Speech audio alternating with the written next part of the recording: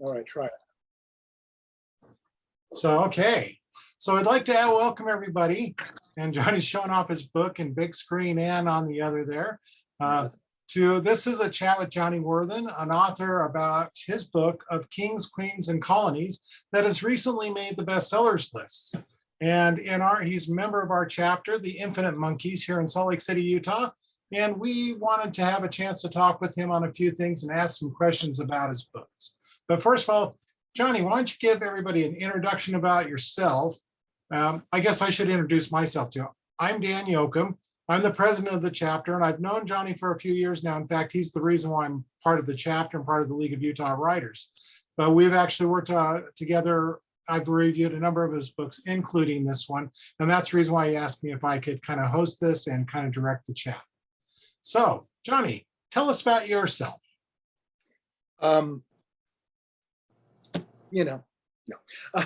I am a writer. I'm 10 years into my 10-year plan to be an overnight success. I'm the idiot who quit his day job to become a writer, and don't do that unless you have a great parachute. I didn't have a parachute, but I did have a mattress, and that was enough. I have a bachelor's degree in arts from the University of Utah with a bachelor's in English literature with a minor in classics, Latin. I speak Latin. I speak Danish as well. So I've obviously set my career goals low. Let's see. I also have a master's degree in American Studies, again, literary and critical basis. So I kind of write from the inside out. I learned to appreciate the writing, not from an MFA program or from writing necessarily. I was the person who was dissecting the books. I'm a deconstructionist. I speak Lacan and Derrida. I peeled things back like an onion. A critique is not good or bad, but what are you trying to say? And what does it mean to me? That's kind of where I'm at. Let's see, what else is there? I teach writing at the University of Utah for the Lifelong Learning Program, have done so since 2016. Some of my students are here today. Thanks, guys, for your support. I have now published, I think I have 16 novels, either in print or about to be in print, about 25 short stories that have been printed. I slid into hybrid, which is a traditional and self-publishing when some of the rights came back to me from my previously traditionally published books. They just don't want them to go out of print, and it's really hard to place a book after you've published it, right? So that's what I've done there. So why don't we jump in, and we're going to ask you a question, about your inspiration for this book.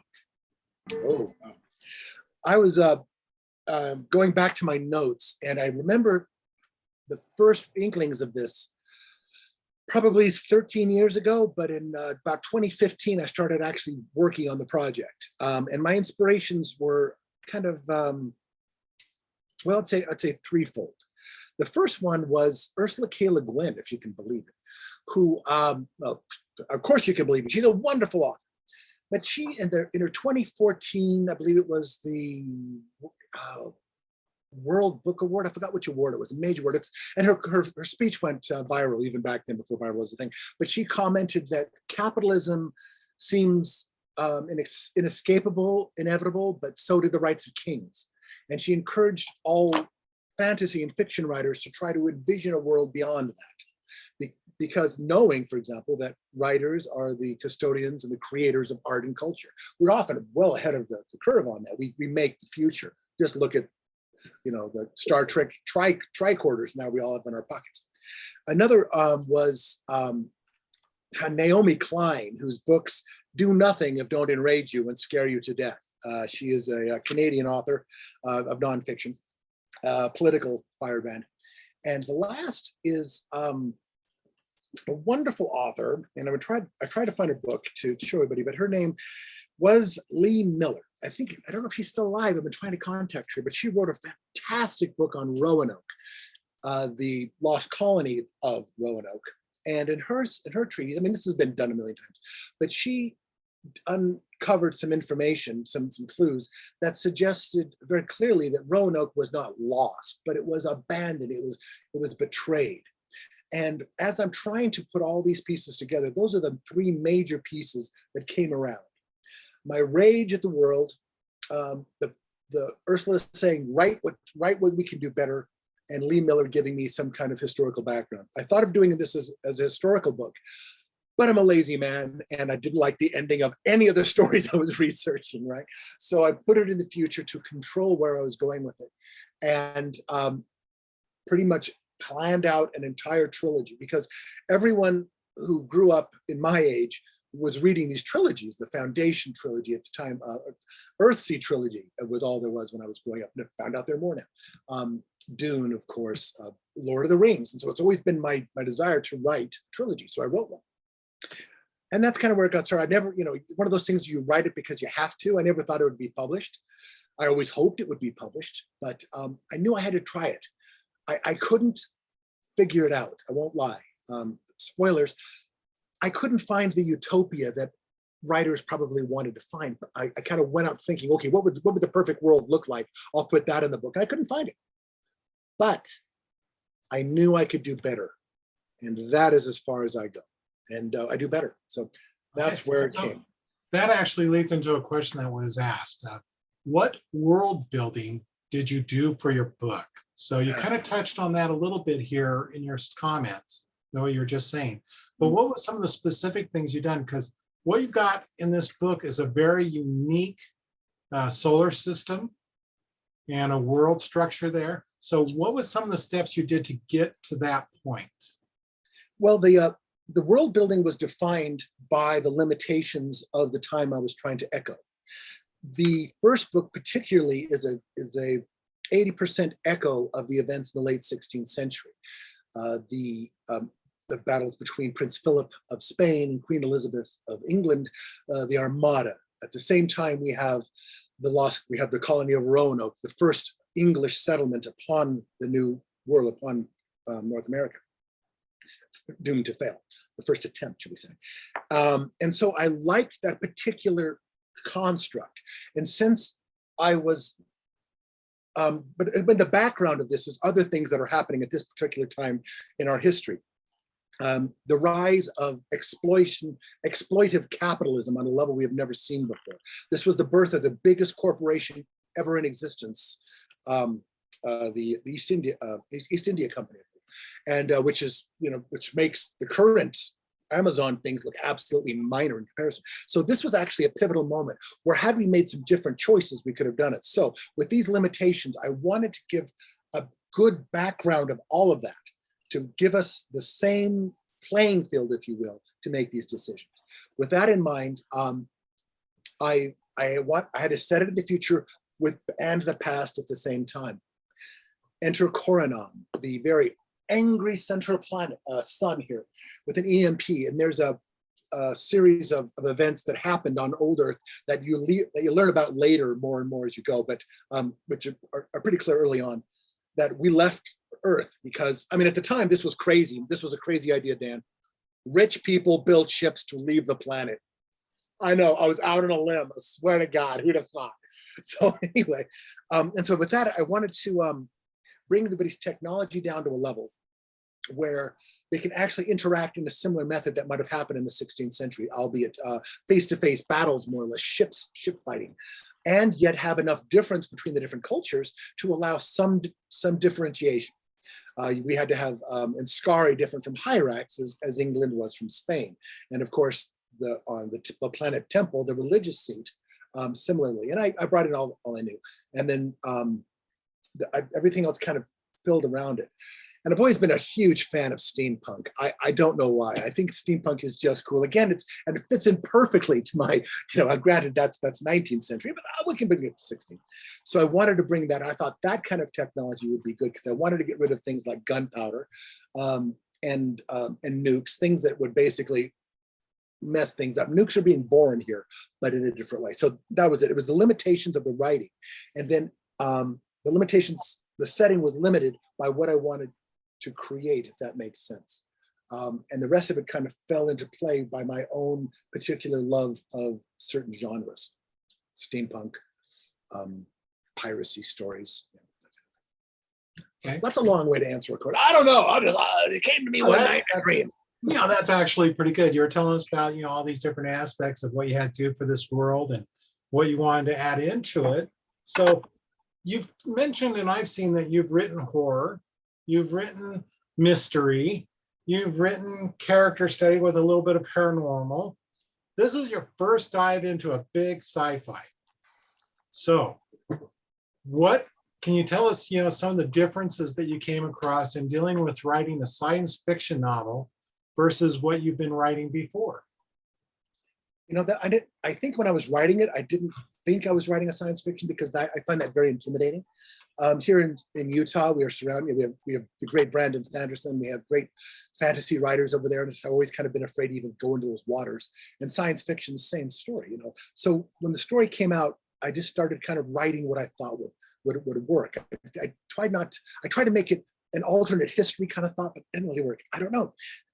Since I write from the inside out, I start with a theme and an idea and then build upon it. My young adult started out as just an idea of an apex predator. One of my Beatrice, my debut that Kate Jones, who's in the room, helped me bring out, was about love, and it just turned into a horror. I thought I was writing a love story. I swear on my grave, I thought I was writing a love story. The 22 body count should have given it away. And then it just kind of worked out. So I just kind of worked with it, and I knew enough from writing fantasy and realism on the whole is everything has to make some sense.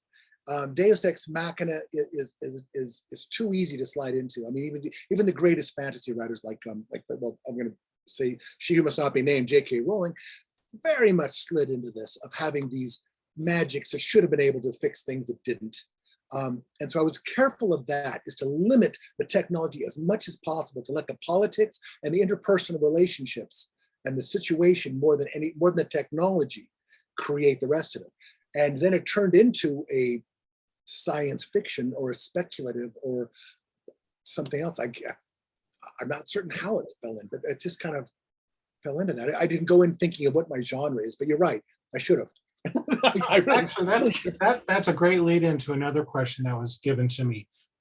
They wanted to know about your process of how you went from your first draft to your final draft. Now, it sounds like your first draft was something very, very different because you're looking at a historical perspective and ended up in a science fiction. So can you give us a little bit of the playthrough of, maybe some of the timeline that it took to get from that first idea kernel to what you had that you submitted to your publisher? Well, let's see. This started out, my usual process is ideas first. And as I mentioned, the three people who had given me the right, I love, after I read a really good nonfiction, I just want to delve more in that world. Laziness immediately turned me aside from that. But the idea of a betrayed colony, to me, fit very much into the whole theme that I was working on. And I thought, and I adore the processes of the theme of sacrifice. So all this is always in the back of my mind. And if I remember right, I knew I knew how I wanted the series to end. I knew who would be standing at the end of it. And that's usually the first step after where I want to get it going. So I knew where that was going to go. And then I had the outline of the events, of the actual events of England and Spain and North America to help pattern. And then I could just do then I could play with the idea of my interpretation of those events, create if you will, a historical event, historical text with those characters that I plucked out, which is John Smith or Walter Raleigh, and I could kind of play with them in that world. And then knowing that gave me the outline for the first, most of the outline for the first book, about 70, 80%. Then in the later books, it deviates in a hard way. Not in a bad way, an extraordinarily fantastic way that you will just adore. But I knew that I had to steer it to where I was going. And so the main supernatural or paranormal element in the story is explored and defined. And even that has very strict limitations to it.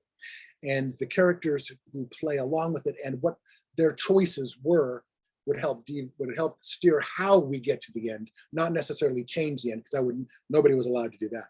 But I knew that each character would have their own wants and needs, and I could play with that in the context of the theme. So the plotting was about, I'm not a whole plotter. I knew what I wanted to do. I knew which characters wanted to do what things, but since the books come together as almost a series of short stories, almost journal entries for all the different characters. I mean, each chapter takes place on a different planet, the point of view of a different character. I think I have, oh my goodness, my editor gave me a copy of, she basically makes characters, titles, and families, all the new things that I name in the book, all the characters, all the places and things. And it's a 12-page document. The newest one is a 12-page document. It blows my mind that I've done all these things.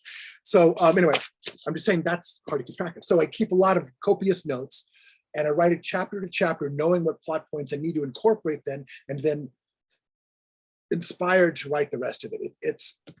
I'm not even sure that any two chapters formed the same, I approached the same way, or was easy or hard to write, with perhaps the exceptions of the middle sections, which I do want to talk about, because that's an interesting construction. I'm very proud of all the sections. Sorry.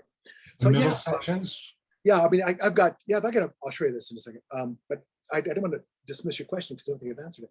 My notes are constant. I mean, I'm looking at the first draft. I write in Scrivener, and I have all my documents. Then I have character sheets and all these things. And I have maybe 40, 50, 60 documents of notes as I'm going along, where I want to have this happen, what this character is, what this situation would be. And those kind of things, I outline them out, I scribble them out, I note them out, and those are incorporated into it. Many of the characters I started out in my first drafts, never even showed up, just didn't have time for them. Or they were incorporated into a better character. Lady Vanessa Posad really rises up out of nowhere. She was a surprise. And she turned into incorporated 3 different characters that I started out with, which is just, anyway, yeah, the middle section. Can I show you the middle section? Yeah, tell us about that, what you were trying to get at that you wanted to. Okay, well, the section you were concerned about. I don't know where this idea came from, besides the fact, the construction of the book, I mirrored Dune insofar as I have an epigraph at the beginning of every chapter, where basically you get some kind of background of some kind of information. Like the first chapter is talking about the development of the ship, of the planet, of the space engine that will carry you there. And so basically I try to drop little bits of history there, so I don't have to give you a prologue or a Silmarillion. And sometimes it just becomes a thematic note, but who says it and all that. But then halfway through the book's divided into 3 sections, and halfway through the book, let's see, the first section is called Colony, and the section 2 is called Abandonment, I believe. Sorry. And then the third section carries on after. But the middle sections of all the books, and yes, it is a trilogy. Yes. And the middle sections take place outside of the main timeline. The stories follow, I can't find it because I need it. The story follows the main timeline of the events on Coronam, straight through. Every chapter is chronologically after the last chapter, some shorter, some later. And anything that happens before that is brought into the epigrams, with the exception of the middle section, which is 4 chapters. In the first book, it's a flashback only 4 years. And then it's a straight line, again, similar thing, different point of view. And it basically is a close-up of events that were important to the rest of the story that there's no other way to do but to dramatize. And then I pick up the story on the end of it. If you've read the book, and I hope you all have. If you're in the paperback version, part 2 starts on page 140. Oh, does it? I found it. Part 2, Hassin's Command, 2 years prior. Yeah, that's it. Yeah. So in this, and it's kind of tricky because if you're not paying attention, you'll wonder what's happened here. Who are these people? So we've made this, my editor gave me a good long big page here. You can see that. Thanks, Don. So it's a very big page here to keep you straight. And so the events there are very important, and these characters may or may not return. Chances are they won't, but this is the one little piece of information. So again, it's the last duel, does it? What's the So it's the story is the story of the evolution of mankind's society told through told through different perspectives, 14 or 50, and the middle sections are separate and are microcosms within it. So that's what I'm proud of. And and it's carried on through all three books. They have the middle section, which basically answers a lot of the questions and the world building. So I can get away with a lot there, because there's no other way you can give some of this information that these other characters won't know without introducing new characters who won't last long enough to be justified unless you have the center section. And I just lit on that. I have no idea how that happened. I just lit on that when I was writing.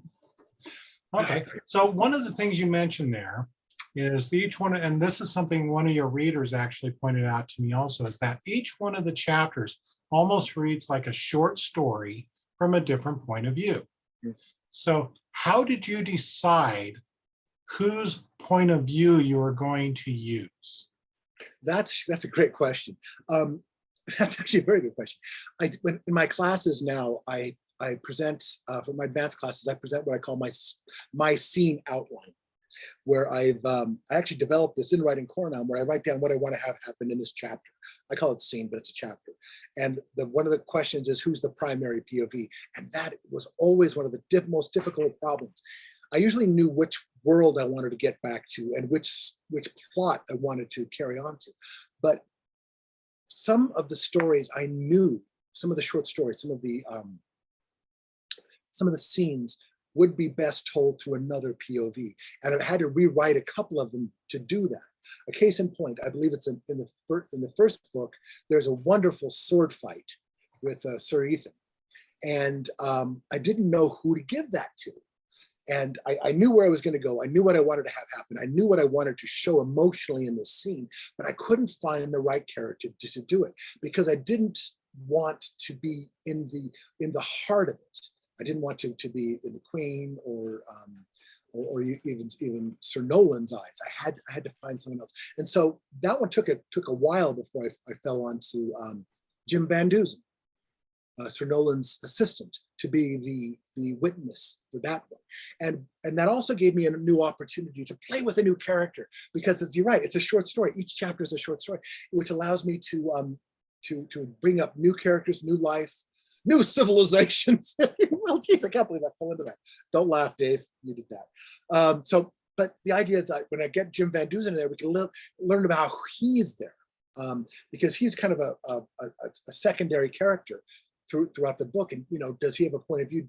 What are his thoughts on what's happening around him? And here we get an idea for it, because even though he's mixing with the blue blood, his lower status allows him a better perspective of what's happening, and to actually be the man to tell this piece of the story effectively.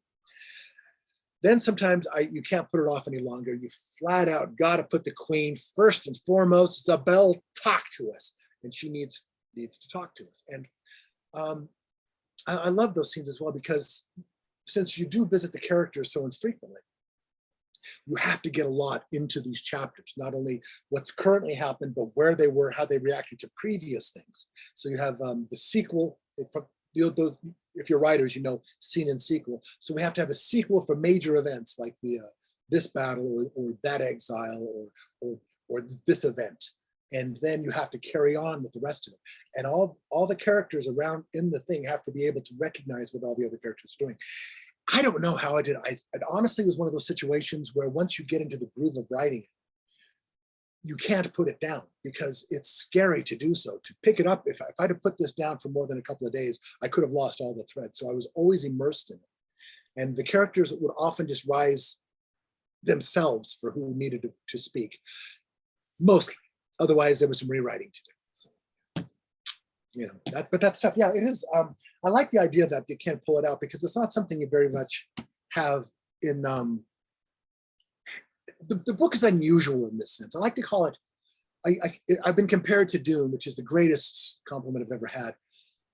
But I always thought of it more, though Dune was a primary influence.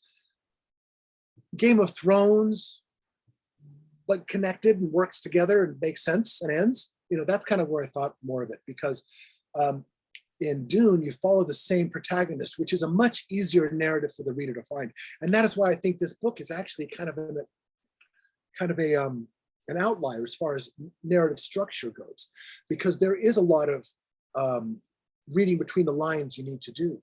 As you're watching the duel between Sir Nolan, all the stuff happening in the background is really what you're paying attention to. Oh, the action's great, trust me, it's awesome. And yet you need to see all the other reactions to it, and you need to put it all together, including the middle section and how the whole tapestry comes together. Since I don't have enough room in the 125, 130,000 words, all of this must be put in by the reader. So I have to really write densely and from a distance with a lot of view.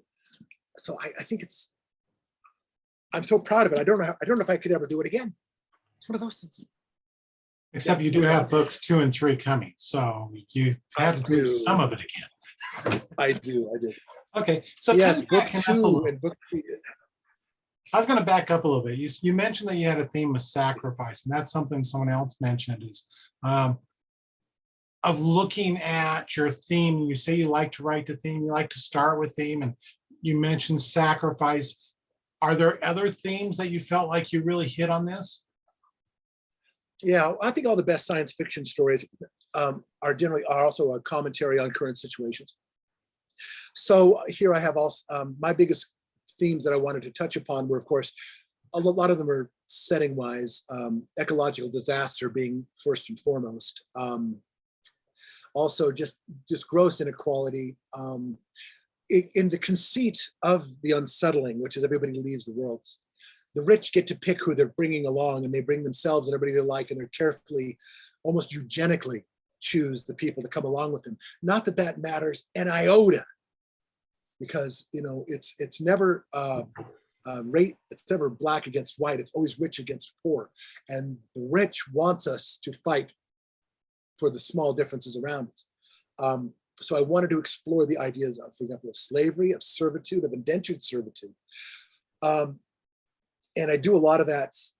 You can't help it once you're exploring these kind of themes. There's a slave planet, for example, where all the slaves are taken, and it's completely arbitrary why this particular planet was chosen to be the slave planet, just because they could. It could have easily been any of the other planets, but they needed cheap, free labor, or else for the rest of it. And so that is explored. I need to explore the ideas of the great man theory, which is also a tricky idea. Where if you don't know the great man theory, the thought is that a great man, I believe, I'm not sure if it's for or against it, but the idea is that only Magellan could have gone around the world. That's not true. If Magellan hadn't have done it, somebody else would have done it next week, right? So it's always the idea. So it's difficult. So you don't want to put too much emphasis on a single person, but I wanted to very much show by having an ensemble piece that change happens from a million different directions, everybody pulling in the same way. And that's kind of one of the themes, that the structure of the book of all these different minds and ideas. This person has a very narrow plot, but it carries on, but it helps the rest of it. This person has a huge plot of wanting to save everything. And, we have a saint on walking among us, and they're only as important as the slave who gives somebody food. And those are the same kind of things that I wanted to get around, which again, often just one bleeds into the next. Limitation of technology and the constant force of greed, oh Lord, and megalomaniacal power is always a good thing. But you have to be able to explore that and just say, this guy's like Putin isn't enough. You have to say, what is it that led them to do this? If you've been this privileged your entire life, you can't think of any other way to live. And so how do you put that honestly and make you actually even like feel some sympathy? For example, Cleland, he's a villainous character who notoriously spaced a bunch of spacefarers. So his name's Mud.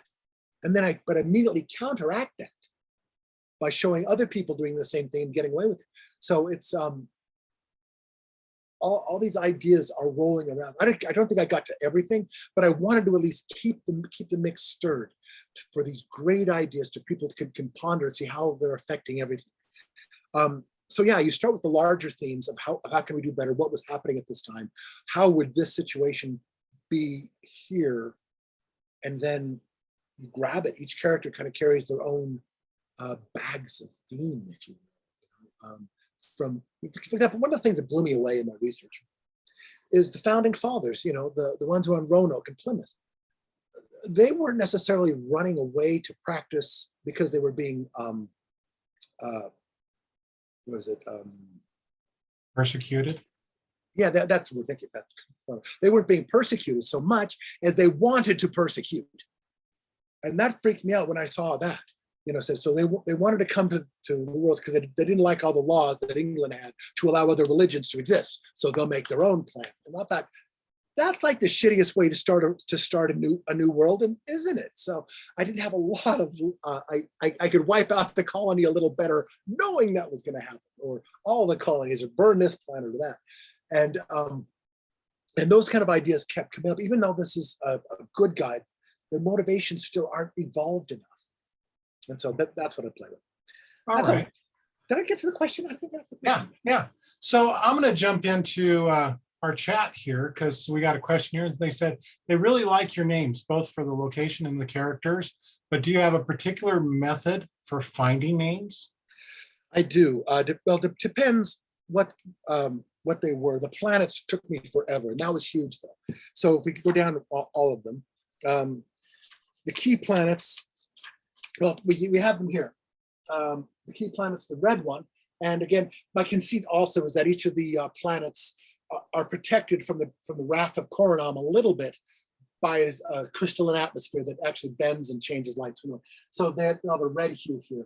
And then Skari is the planet which mirrors England, if you will. And that, I forgot the trace of that. I'll look it up real quick. And see, look at that. Lavland obviously is lowland, and that's the lowlands, Austria and the Netherlands, for example. And let me just find it. So you're finding the names and you're telling us what they mean, but I think what they're looking at is what was your method for finding those names? That I can answer without having to go to my computer. Well done, thank you. Well, what I want to do is, first of all, I wanted to have they have to be new enough, and they have to obscure what they're really trying to cover. I didn't want to. I wanted it to echo the old world, but I didn't want it to mirror it. So I tried to find names that would reference kind of what was happening, reference the places and what the places were about. So Temple, that's obvious. That's the religious planet. And I've always thought the planet Temple just sounded dynamite. That really rang to me. And Skari, I did a lot of research. All the English names were very tricky. The other planets' names, I tried to find either some Latin roots that I could kind of play with and work with. The dead planets were pretty easy. I named them after demons. Ravan and Dajjal are the dead worlds. And Tir Gwenin was a late comer, actually. And I did that not thinking I would ever get published over the Atlantic. So all the Americans were going, that's such a killer, awesome new name. And if I have any Welsh speakers on the other end of this, you're looking at Tir Gwenin. That means the place of bees. So that I thought was just a godsend. I just read that Tir Gwenin, no one will get this. I'll be brilliant. And so, why could you not make it a little less obvious? I could get that one. But the names are very important. You must approach every single name with so much care, because it'll be the most important noun you have. Zabel took me months to name. Brandon, easy. See, Nolan, Brett, that was a tricky one. And tell you that the other thing that really threw me up for a loop, I've told this story before, I'll tell it again, is when I wrote this, again, I'm an American, I'm not as versed in this as I'd like to be. I had the names, and it's my world, right? I can do what I want. My future is what I want it to be. So a couple of conceits I used, one of the conceits is they would use the Danish style of numbering. Instead of 21, it would be 1 and 20. That one stayed. Another one, I had some bastardization of these and thous. That didn't work out, and my editor was kind enough and firm enough to show me the right way to do that. Those are gone. But the tricky one were the names. So I would have, for example, Sir Nolan Brett is the second ear of the Queen. And by the way, I was started this before Game of Thrones was a thing. Okay, sorry. So anyway, the second to the Queen, Sir Nolan Brett. And so when I was writing the whole book, it became Sir Brett did this, Sir Brett did that. Not a problem in my mind. Then with an actual English editor, Imogene. Thank you, Imogene. She caught on to this and said, that's wrong. I said, well, hey, it's my book. Who's going to know? Everyone on this island. So all the names got changed. So when somebody asked me, does does Sir Ethan become a problem? I love that. Daniel, you asked me that, Sir Ethan. I have to translate it on my mind because for the entire writing of the books, he was Sir Sunderland, which is wrong. It's Sir Ethan. Because I guess once you're a Sir, it's a very close-knit world. And you're just kind of the first name basis, And that was tricky because I spent so much more time on the last names than the first names. Sir Nolan Brett. I just like the sound of that, but Brett was what I wanted. Sir Ethan Summerlin. I like the idea of Summerlin because that means the land of summer. He was the symbol of hope, but he becomes Sir Ethan. And Ethan is a hawk. I don't know. Again, it sounded good. Some of the other names are more important. For example, Millicent. I named her after a fantastic aunt of my wife's who died recently. Well, seems recent to me. And Millie was just a wonderful human being. And I wanted to make a wonderful human being with a wonderful human being name. And that's how that one came out. So, but it was tricky. All the names really put me through the loop. One of my first notes of this writing is a 5-page list of possible place names and names that I could use because I hate getting to a character and then struggling. Sometimes I'll put X's or something, but sometimes I'll go down the list and say, this is cool for a name of a place. And so, that's kind of it. Names are tricky. They're very important because even if somebody's saying she or he, you'll hear Ethan, you'll hear Zabel, you'll hear Brandon. So I'm going to go off of something you just said. You said you started writing this and you had it written before Game of Thrones. Yeah. So the published date in your book is last year, 2021. So when did you start writing this? When did you come up with this idea and have the first draft? Well, the first draft, I think, happened probably I started writing it in 2015 early. And I think it took me about a year a book. And I had the entire trilogy in my hand before I had it before I found Flame Tree, or Flame Tree found me. So about the first book was pretty fast. The second book I struggled with a muddled middle. The third book really flew by, and almost too much. I have a lot of editing to do on that. But so I'd say I had the whole thing done by about 2017. Yeah, 2017. All right. So now I'm kind of going through, making sure I'm not missing any questions from everybody. Well, I want to show you guys something if I can. Can I share my screen real quick? Sure. You got to let me. Oh, no, you don't. yeah, I was going to say you should be able to share. No, I can't. You got to let me share screen. But one of the things in the writing process I wanted to discuss, and I know I mentioned this program a lot, but it is really a wonderful thing. If any of you, I hope a lot of you looked at that. When I launched the book, Flame Tree hosted a fantastic essay of mine. I think it's fantastic because it's like something I think writers would dig, but it's called Maps and Monochrome or something, and it was kind of tricky about how it was to get my map made. But this was my operational map right here. This is what I used in the writing. Can you see this? Yes. Okay, so here's the idea I had. This actually kind of shows you the background of where I was. This was built up as I went. And the ideas happening here are, so the idea of, you have the core and I'm in the middle, and then the idea of the location of the planets. And whenever I needed a new place, I would add it onto this, onto the maps to keep track of it all. For example, see, originally you have, you can see some of these lost things here, some of my original notes. I actually had a planet originally that was based on, supposed to be a mirror of China that had no place in the story.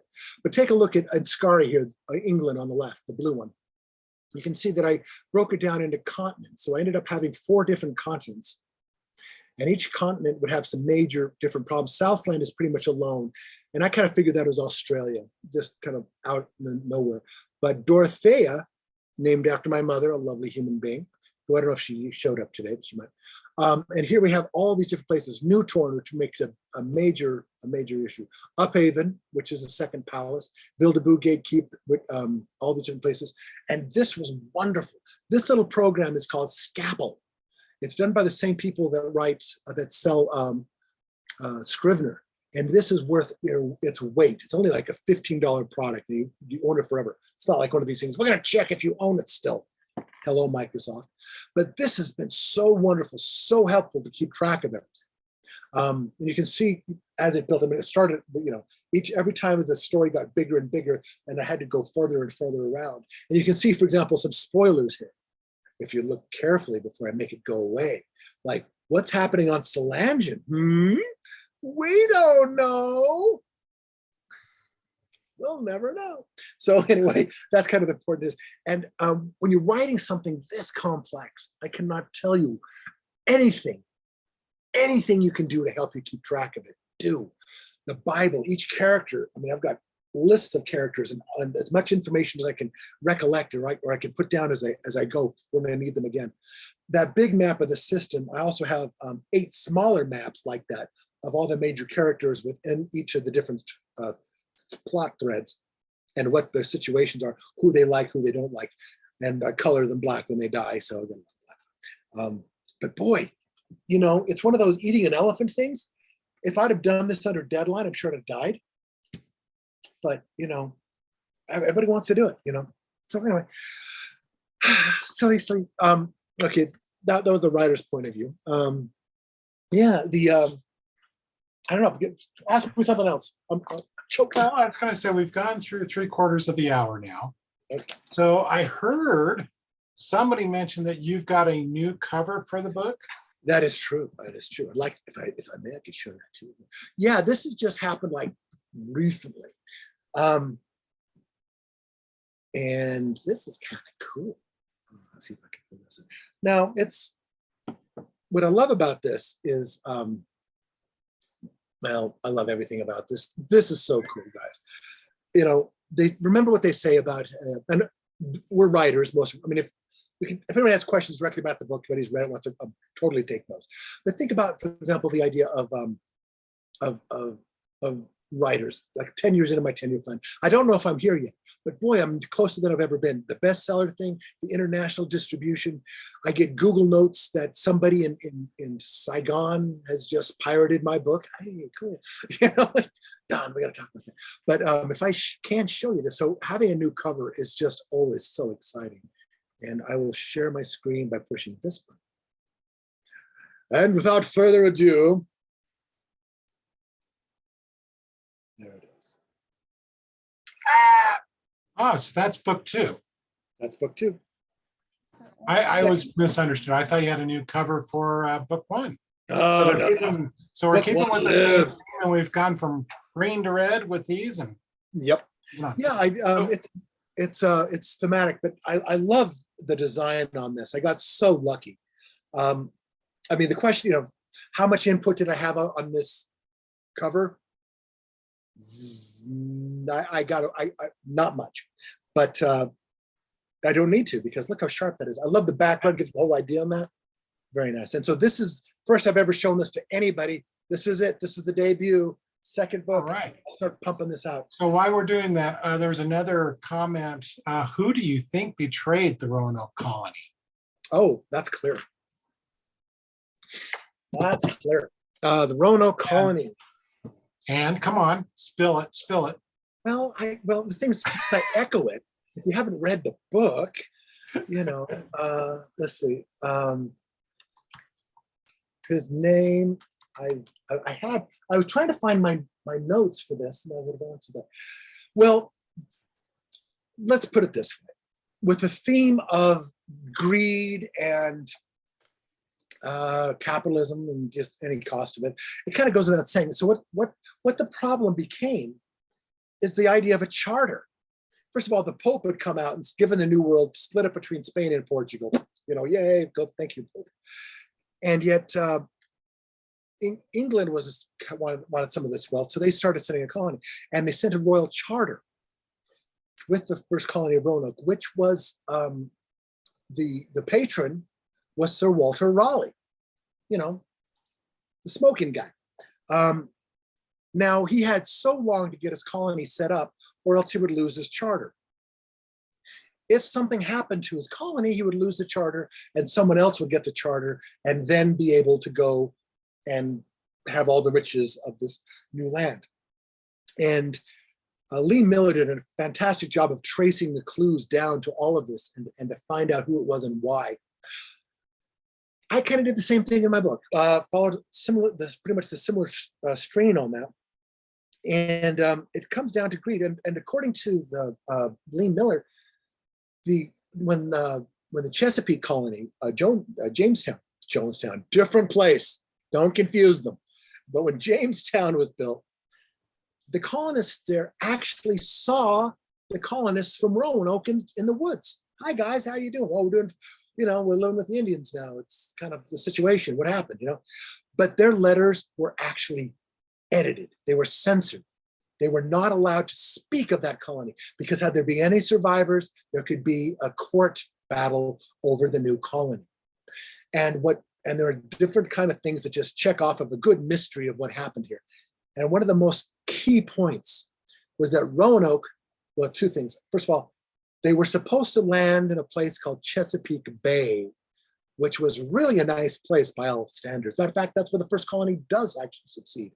And the only other place on the entire continent of North America where the English were hated was Roanoke. And that's where they were dropped. I'm not saying it was a conspiracy, but it was a conspiracy. So that is just the kind of thing that gets a good writer's mind juicing up. So if all you read is fiction, pick up one of these nonfiction books because, boy, you can't make up stuff like this. 10 years ago, if you'd have written about the Trump years and coronavirus, nobody would have published that. Get real, man. My favorite line is, I tell my father says, you got to write about my life. And I say, Dad, fiction's got to make sense. So that's kind of the situation.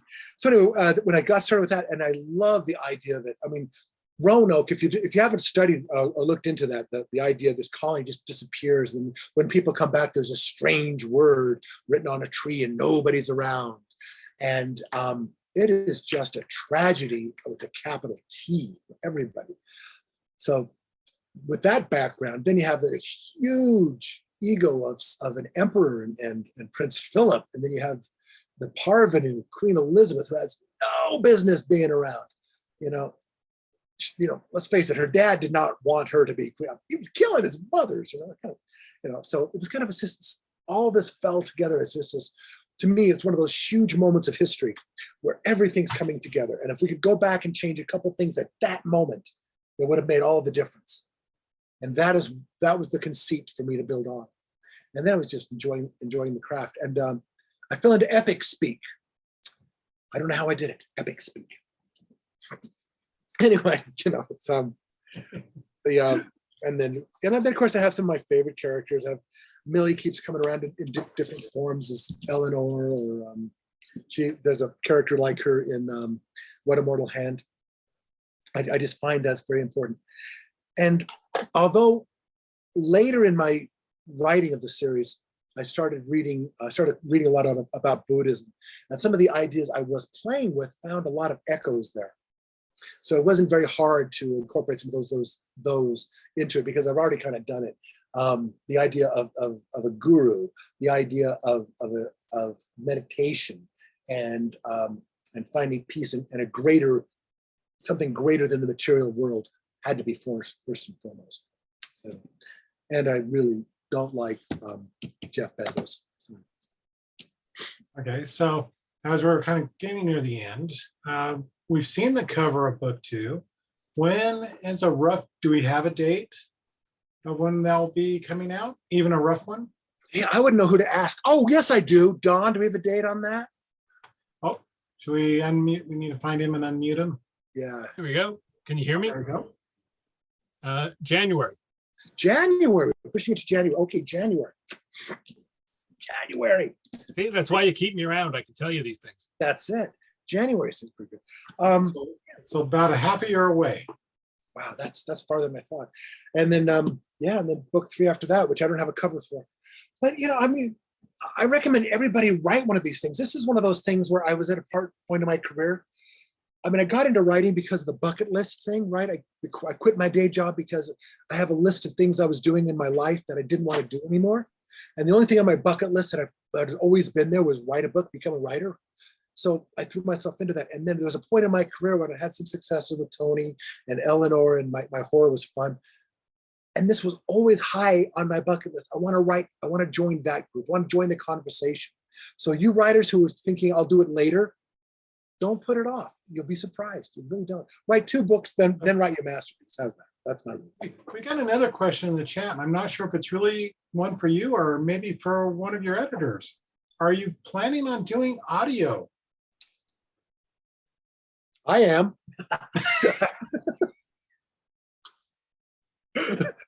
We don't know. I don't. I think that's above my pay grade. Well, I can say we're looking into it. Yeah. We hope to do audio, yes, because we're very excited about these books and we hope to do everything we can for them. So audio is definitely part of that. We're looking to see if we can make it happen. I hope so. I'd love that. I dropped subtle hints like an email the other day that Toby Jones would be good as narrator. I love Toby. I just read this word. I don't know. It's this is if those of Dan, you've read a lot of my work. I mean, I find it when I go back and read my old stuff, every book is so different, right? Yes. The voice of Beatrice Hill is different from the voice of What a Mortal Hand is different than Eleanor and Tony. And this is like a whole new world besides. And I don't know, I think it's found an audience. I'm hoping it's found its audience because it is an unusual book. I won't lie, it's an unusual book. It does require a little more effort of keeping things together than I think most books do.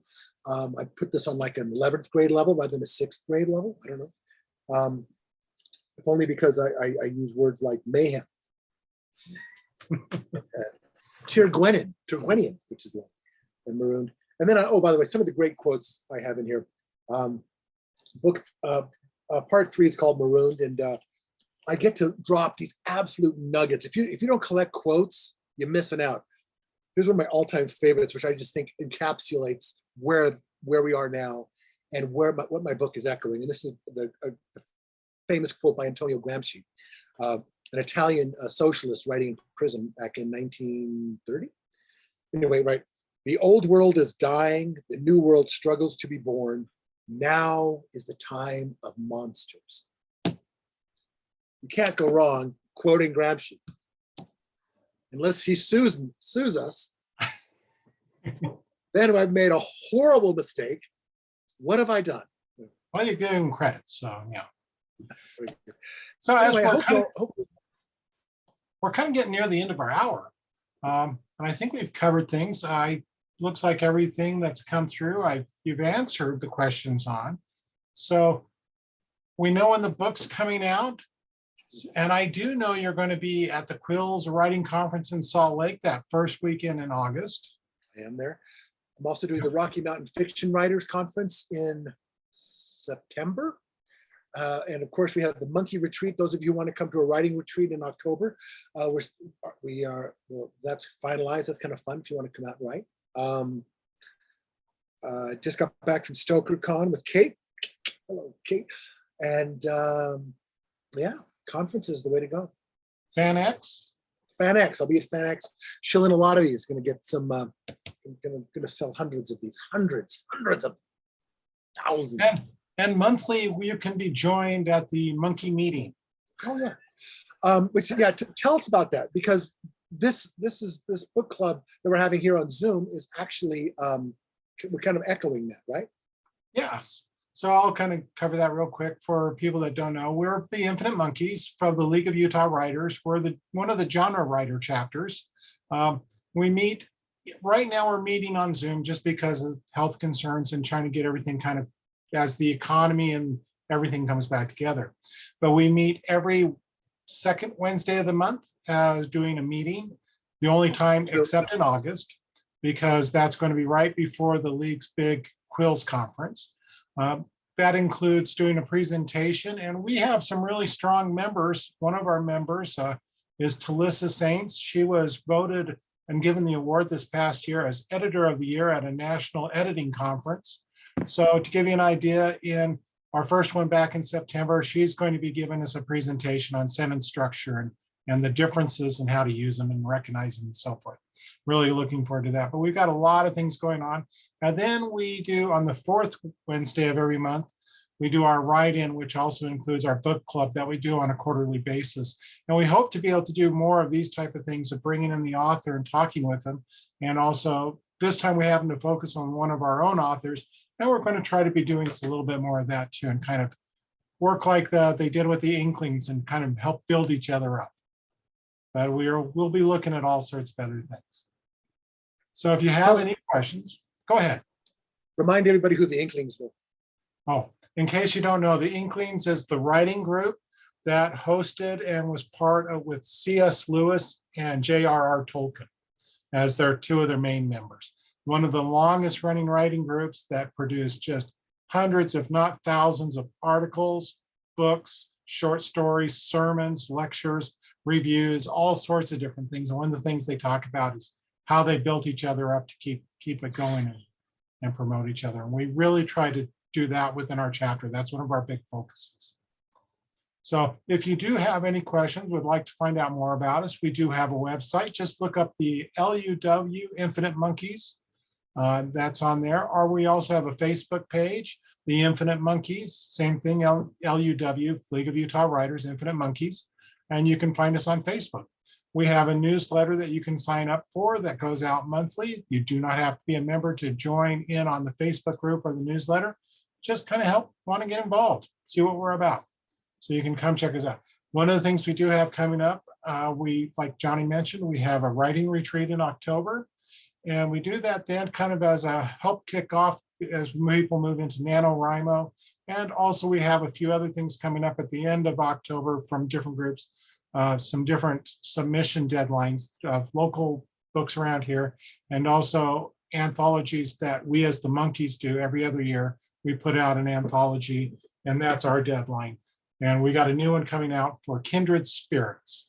So that's all kind of put together. And one of the things, give a quick update, because on that, some of the people here might know, we had a problem where the house that we were using, the owners decided to sell it, and so they broke our contract, so we didn't have a place. I think I have a place starting to secure up, and we should have something that will be going out within the next few days of a local house that will be hosting us for that event. And you're all welcome to come and join us on that too. Anything else you would like to add before we step away from all this, Johnny? I just want to thank everyone for their support. I'm excited. I'm scared. I appreciate everybody coming out. Hope you like the book. Hope you bought the book. Hope you read the book. Thanks for being. I don't care. Do you? Anyway, I just try. Some great advice I've got recently is just try to enjoy it as you go. So I'm trying to enjoy it, and I do appreciate this time. And I hope I gave anybody some ideas on what my process is. And if anybody has any questions or anything, don't hesitate to email me. I can be found at Kate Jones at with an 8. No, I'm sorry, at johnnyworthen.com. And I have a book. If those of you who are a Tony Flanner fan can look for a new Tony Flanner in August 16th. The Hermit of Bighorn County. Cover reveal coming up very soon, like tomorrow. Anyway, thanks again for coming out. I appreciate everybody. Thank you. Thank you, Terry, my agent. Thank you, Don, for my editor. Kate, my inspiration. Audrey, I mentioned you. Dave, who told me my book sucked. Brad, who's cool. Jeff Johnson showed up. And I didn't see Sharon, all you guys are good people. Talissa, who I'm afraid to let edit me because she's too good. So what I'm going to do now is I'm going to go ahead and stop the recording, and I am going to open up the mics. And if anybody else wants to just kind of chirp in with Johnny, we'll just leave this open for a while. minutes.